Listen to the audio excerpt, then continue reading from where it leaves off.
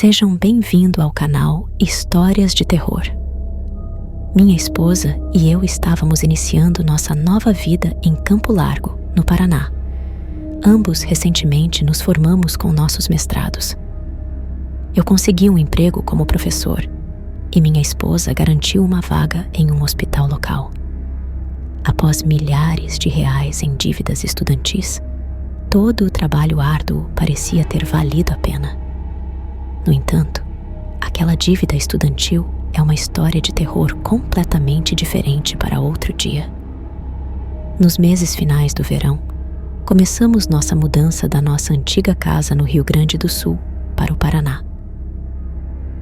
Já tínhamos enviado a maior parte de nossos pertences para a nova casa, exceto uma das cargas que estávamos levando por conta própria. Alugamos um daqueles caminhões de mudança e decidimos fazer o trajeto no meio da noite. Como não sou o motorista mais confiante em um caminhão, pensamos que fazer essa viagem durante a madrugada seria o ideal, já que o tráfego estaria menos intenso. Em grande parte, esse plano se mostrou acertado, pois o trânsito estava leve e as primeiras horas da viagem foram tranquilas.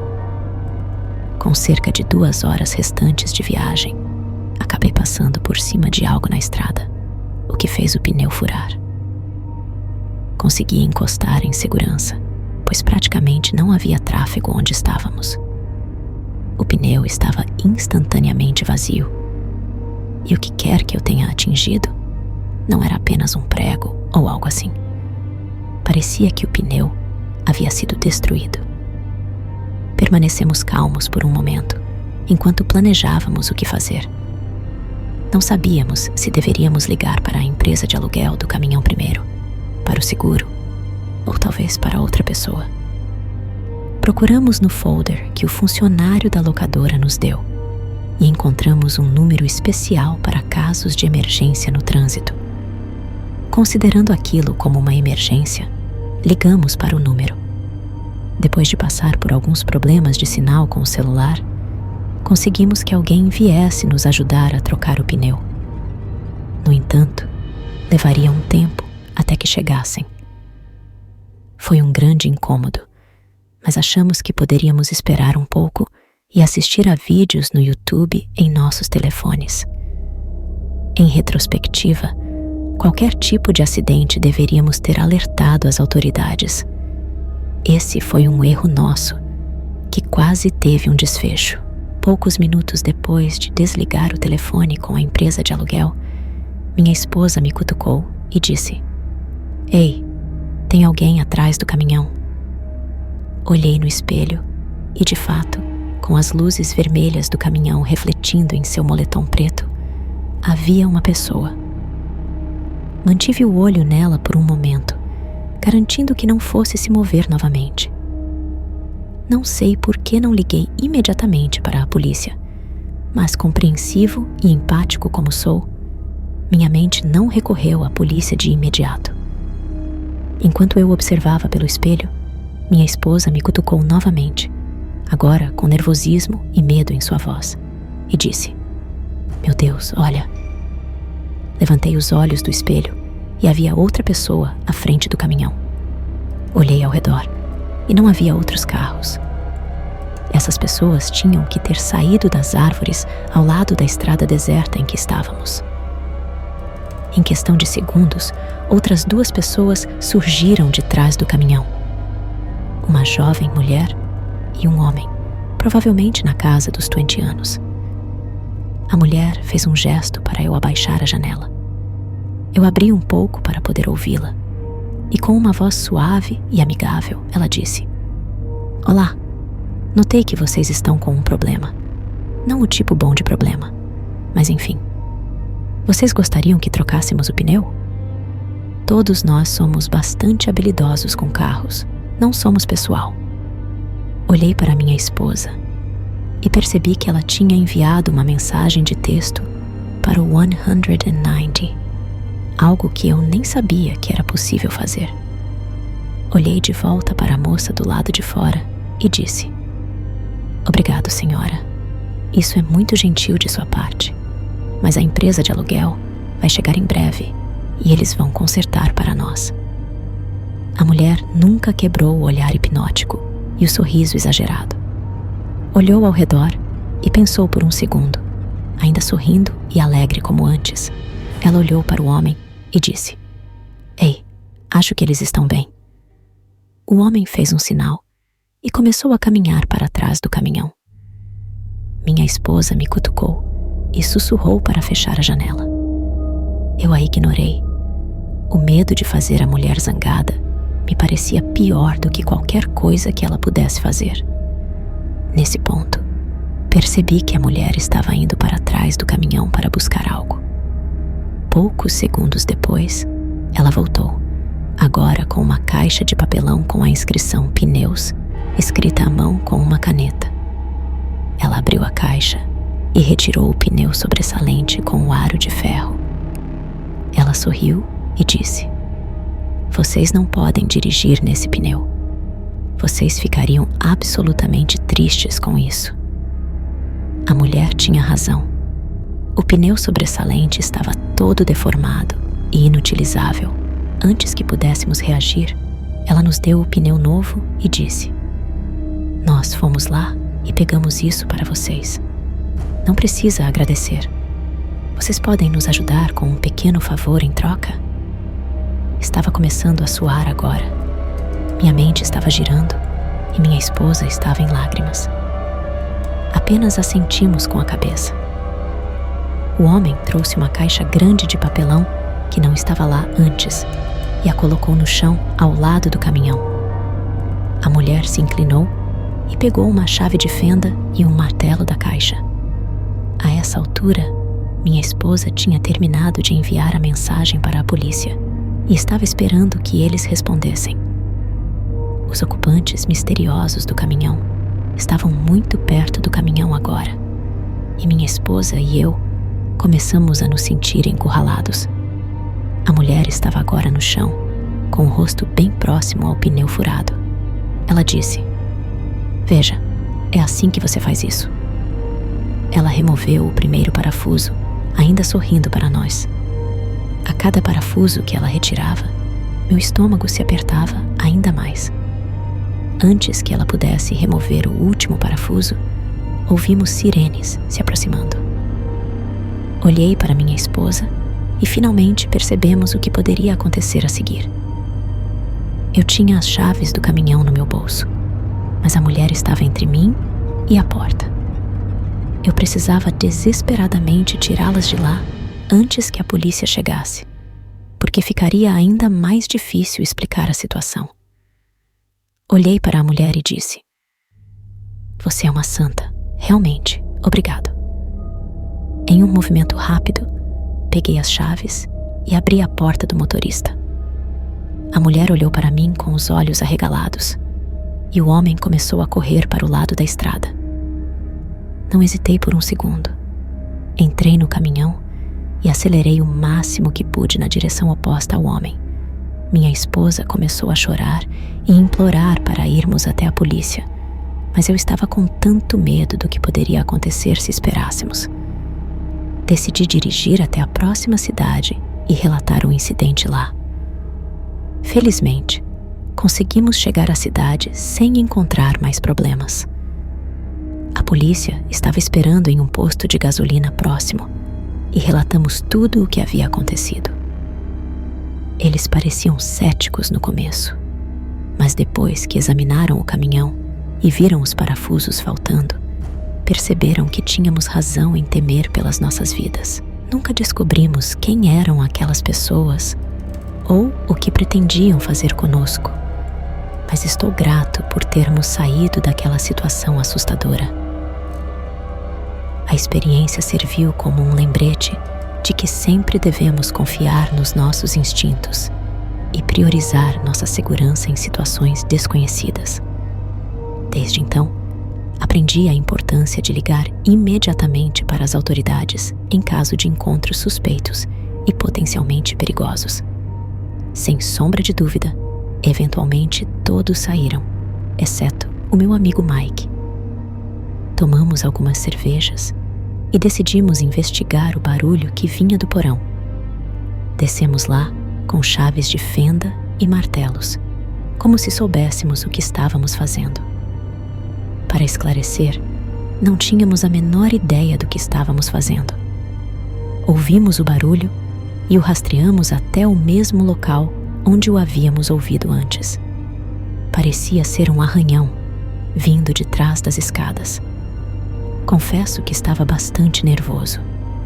Minha mente estava a mil, tentando descobrir o que poderia ser o barulho, mas a adrenalina da situação me deixou excitado. Eu e Mike agradecemos as cervejas pelo que aconteceu em seguida. Pensamos que seria uma ótima ideia pegar um martelo e quebrar a parede sobre as escadas. E foi exatamente isso que fizemos. Até hoje, 1 ano depois, ainda estou chocado com o que encontramos debaixo das escadas. Apontei uma lanterna para o buraco escuro e rapidamente descobrimos a origem dos arranhões. Contei pelo menos 12 ratos grandes. Tenho certeza de que havia mais, mas depois de 12 parei de contar. Os ratos eram o menor dos nossos problemas naquela escura caverna sob as escadas. Havia toneladas de manchas escuras, meio avermelhadas por toda parte. O cômodo pequeno não era maior do que um banheiro. Também encontramos correntes, algemas, facas e, acreditem se quiserem, uma foice. As correntes e os outros objetos estavam muito enferrujados. Então imaginei que deveriam ser muito antigos. A parte mais arrepiante para mim, por algum motivo, foi uma tigela suja no canto da sala, com um garfo enferrujado e uma pilha de livros antigos. Não sei o que eram os livros, mas pareciam ser aqueles livros antigos com aquela sensação quase de couro na capa. Desculpe, não sei o nome do material. E as páginas pareciam quase amareladas. Um dos livros estava aberto e a escrita estava quase completamente desbotada. Liguei para Joe imediatamente. Nem me importei que já era meia-noite naquele ponto. Joe veio e olhou o buraco por si mesmo. Ele parecia estar confuso, zangado e envergonhado ao mesmo tempo. Eu me mudei naquela mesma noite para a casa dos meus pais, e Joe não criou problemas com isso, dado o que aconteceu. Ele até me reembolsou o aluguel do primeiro mês. Pensei muito nesse pequeno cômodo debaixo das escadas. Ainda não sei o que é ou o que aconteceu. Pensei em entrar em contato com Joe para saber o que ele fez a respeito, mas achei que isso poderia ser um pouco estranho. Acho que uma das razões pelas quais estou escrevendo isso é para ver o que as pessoas acham que devo fazer. Existe alguma maneira de procurar os antigos donos de uma casa? Não sei muito sobre ser um detetive na internet, então qualquer conselho seria muito apreciado. Se eu descobrir o que aconteceu naquele cômodo, escreverei um acompanhamento. Até lá, estou com o mistério do quarto sombrio e assustador debaixo das escadas. Mudar de lugar pode ser complicado às vezes. Devido ao meu trabalho, estou constantemente tendo que me mudar. Inicialmente, a ideia de poder me deslocar por todo o país era empolgante. Eu teria a oportunidade de conhecer lugares diversos e pontos turísticos que, de outra forma, nunca conheceria. No entanto, embora eu tenha visitado alguns lugares realmente notáveis, nem todo novo local foi ótimo. No ano passado, minha empresa me transferiu para uma cidade pequena em Goiás. O lugar não era tão ruim, eu acho. A casa era uma pequena cabana escondida nas árvores, e a cidade era pequena, com pessoas normais nela. A casa em que fiquei durante o mês estava boa o suficiente. Apesar de tudo isso, esse não era um dos melhores lugares. A conexão Wi-Fi era fraca, e eu precisava de um supermercado. Até mesmo um atacadão ficava a uns 20 minutos de carro. Eu só queria ficar sozinho em minha cabana pequena e seguir para o próximo destino. Eu tinha 2 vizinhos do lado leste da minha casa, mas eles estavam separados por bastante vegetação. Como era a época de neblina, dava para ver um pouco pelas árvores, mas eles estavam distantes o suficiente para que eu não me esforçasse para cumprimentá-los. Por mais ruim que isso possa parecer, 2 noites depois de chegar à minha nova casa, eu saí para o quintal para fumar um cigarro antes de ir para a cama. Seriam cerca de 11 horas, eu acho. Como era um desses lugares bem isolados, o quintal estava completamente escuro. Era uma escuridão bonita, embora um tanto sinistra, com uma beleza estranha nela. Antes de entrar em casa, dei uma olhada ao lado, por entre as árvores, e consegui ver meu vizinho parado lá. Parecia que ele estava me encarando. Fiz uma careta, tentando focar nele, e parecia que ele estava olhando para minha casa, não para mim. Acenei, mas o homem não se moveu. Parecia que nem mesmo percebeu que eu estava lá. Estranho, mas eu estava cansado e não me importei. Então, entrei e me preparei para dormir. Não sei exatamente quanto tempo passou, mas ouvi um barulho extremamente alto na minha sala de estar que me acordou. Fiquei imóvel na cama por 1 segundo, pensando que talvez tivesse sonhado com o barulho. Levantei-me e espreitei pela porta do meu quarto. O cabelo na parte de trás do meu pescoço ficou arrepiado. Havia um homem na minha sala de estar. Eu tinha trancado a porta. Então, quem quer que fosse, arrombou a porta. Eu não tinha uma arma ou algo assim, então, basicamente, fiquei atrás da porta, completamente paralisado pelo medo. Enquanto os segundos passavam, ouvi os rangidos do assoalho de madeira se aproximando de mim. Contemplei a ideia de sair correndo, mas não estava confiante em minha habilidade de fazer isso com sucesso. Quando o rangido do assoalho soou como se estivesse bem do lado de fora do meu quarto, parei por um momento e, em seguida, começou a se mover na direção oposta. Levantei-me e espreitei pela porta novamente. A casa estava escura, com apenas uma luz fraca da lua. Enquanto eu tentava distinguir os detalhes do intruso, outro barulho veio do outro lado do cômodo. O intruso estava caminhando na minha direção. Minha primeira reação foi pensar: meu Deus, outro? Meu estômago afundou ainda mais.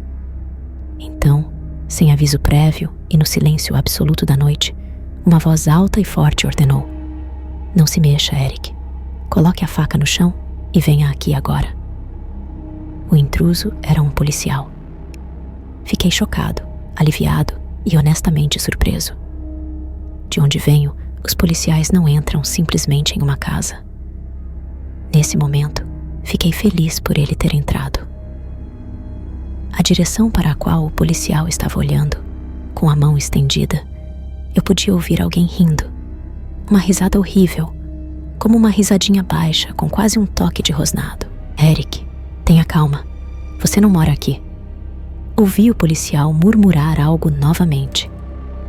E sem aviso prévio, o homem do outro lado do cômodo emergiu das sombras e tentou avançar diretamente contra o policial. O policial parecia derrubado, e ouvi algo grande atingir o chão ao mesmo tempo em que os 2 homens caíram no chão, enquanto eu me encolhi atrás da porta. O policial gritou: se alguém estiver aqui, entre no seu carro agora e dirija 1 milha pela estrada, onde outro policial está posicionado. Não perca tempo. E vestindo apenas minhas cuecas e uma camiseta do Mortal Kombat, no meio da neblina gelada, peguei minhas chaves e corri para fora da casa para encontrar o outro policial. Quando cheguei ao final da estrada, havia 2 policiais e meu vizinho no carro. Para o trabalho, eu tinha um par de calças jeans, então as coloquei para não parecer tão ridículo. Após me vestir, me aproximei deles e perguntei o que diabos estava acontecendo.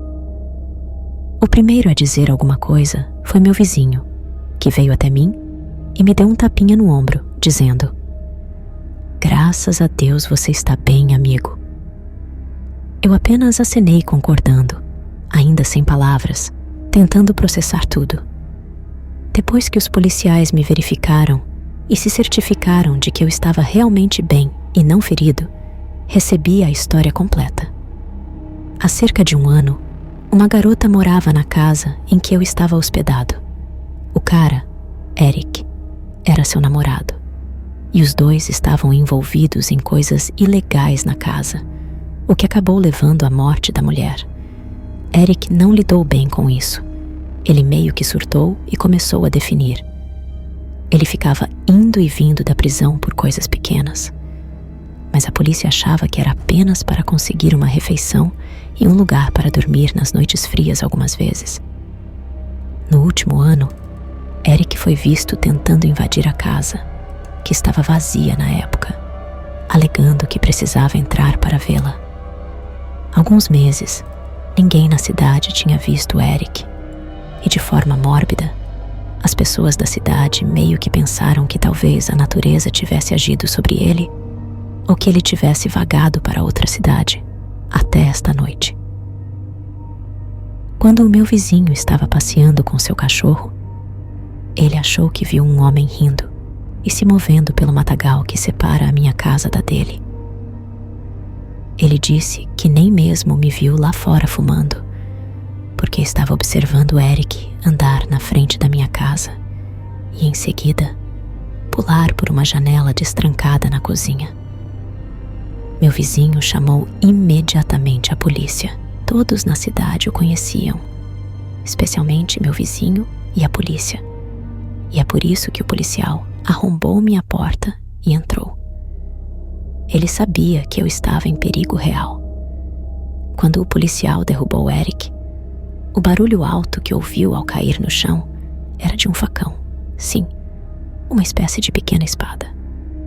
Eles prenderam Eric, que mal conseguia falar naquele ponto. Foi triste ver o quanto a mente humana pode se deteriorar tão jovem. Aos olhos comuns, ele parecia um sujeito normal e bem apresentado. Ninguém poderia suspeitar da escuridão que habitava a sua mente.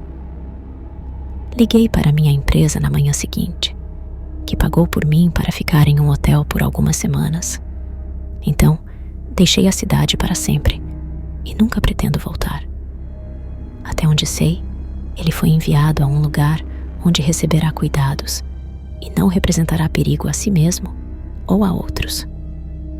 Sou extremamente sortudo que meu vizinho saiu quando fez e que ele foi inteligente o suficiente para chamar a polícia imediatamente. Se eu pudesse oferecer algum conselho a quem está lendo isso, é que não é suficiente apenas trancar suas portas. Sempre verifique suas janelas e trave-as. Você nunca sabe que tipo de mal pode espreitar do lado de fora. Antes de contar minha história, quero deixar claro que entendo que sou parcialmente responsável pelo que aconteceu. Meu senso de humor distorcido me meteu em encrenca novamente. E desta vez, as pessoas foram realmente afetadas pelas minhas idiotices. Se você está lendo isso e conhece o homem de quem estou falando, saiba que estou arrependido. Alguns anos atrás, minha esposa e eu nos mudamos para uma nova casa em um subúrbio bonito. Era o local ideal para começar e criar uma família. Era um daqueles subúrbios perfeitamente pitorescos que você vê em filmes ou séries. Eu jamais imaginei morar em um lugar tão agradável em toda a minha vida. Mas agradeço a minha esposa e ao trabalho dela.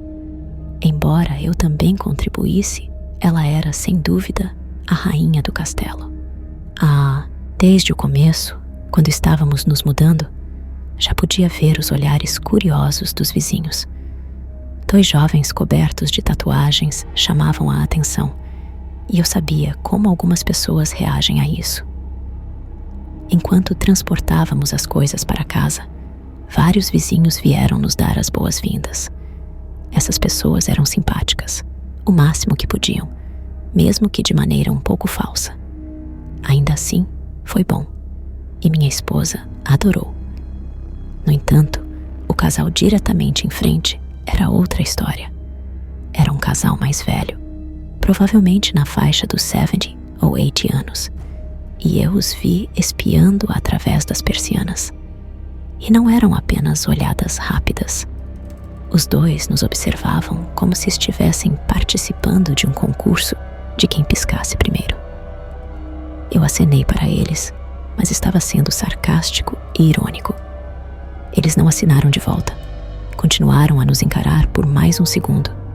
E em seguida, fecharam as persianas.